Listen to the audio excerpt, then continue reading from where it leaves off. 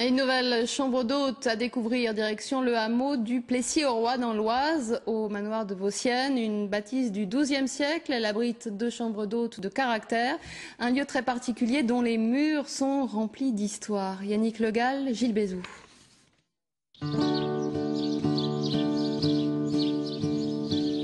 C'est un manoir chargé d'histoire. Depuis le XIIe siècle, cette bâtisse imposante a su résister au temps et aux différentes guerres. Les traces des tout premiers locataires remontent à 1180.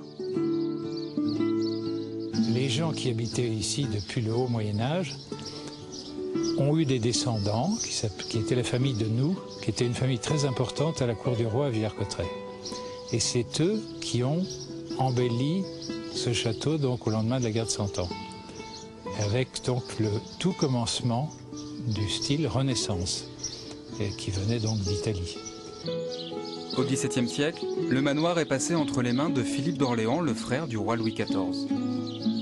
Aujourd'hui, après de longues années de travaux, le bâtiment abrite 2 chambres d'hôtes de caractère que les propriétaires s'attachent à restaurer, tout en respectant l'histoire du manoir. À l'étage, cette première chambre, lumineuse, une étape préférée pour les jeunes mariés. C'est une forme de vie de château, dans le sens où c'est pas le luxe qui en jette, c'est de l'espace, c'est raffiné, j'essaye, et c'est simple en fait, c'est des rapports naturels.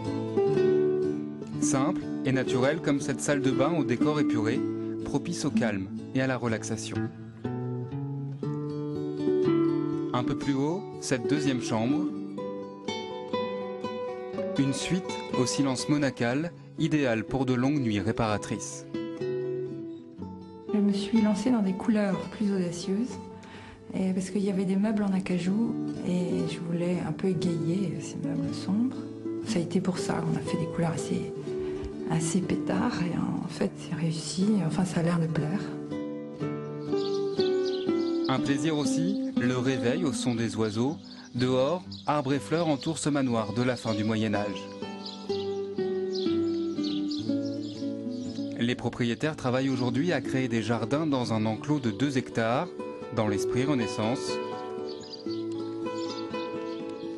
histoire de rester une fois encore en adéquation totale avec ce lieu si particulier.